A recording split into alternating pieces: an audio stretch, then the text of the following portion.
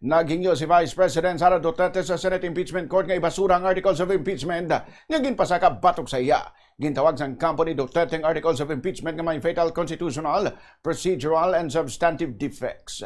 Sa isa ka malawig nga sabat nga ginfile sa iya nga mga abogado sa Senado kahapon, lakip na si Attorney Michael Powa, nagsiling si Duterte nga ang reklamo wala nakasunod sa makinahanglanon sang konstitusyon kag dapat ini nga ibasura. Isa sa mga nagapangulang nga argumento sang kampo sang Vice Presidente among ginatawag nila nga pagsobra sa otoridad sang House Committee on Justice matapos ini ng patigayon sa ila mini-trial sa hearing sang kaso. Una na ini nga ginbali sang Kamara kag ginklaro nga nagapatigayon sila sang clarificatory hearing kag hindi mini-trial. Suno pa sa depensa ang Kamara de Representantes ang may gahom lamang sa pagsugod sang impeachment proceedings samtang ang Senado naman ang may responsibilidad nga magpatigayon sang trial kag magdesisyon sa kaso. We just wanted to officially state that the Vice President through Council has filed her answer just a few minutes ago before the Senate sitting as an impeachment court.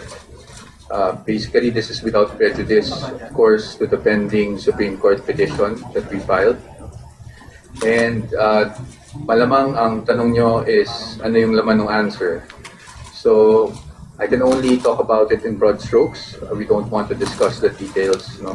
But the answer sets forth basically the defenses of the Vice President as well as, of course, yung mga nakikita nating constitutional infirmities, procedural defects, and what we feel na substantively deficient yung mga allegations laban sa ating Vice Presidente.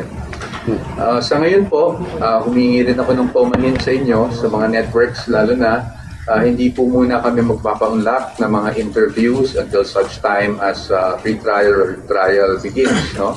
Kasi we also want to respect the Senate and according to the rules, no, the impeachment rules of the Senate, in fact, under paragraph 18, pinagbabawalan po ang mga parties na to discuss, no, yung merits ng kaso publicly. Si Attorney Michael Powa.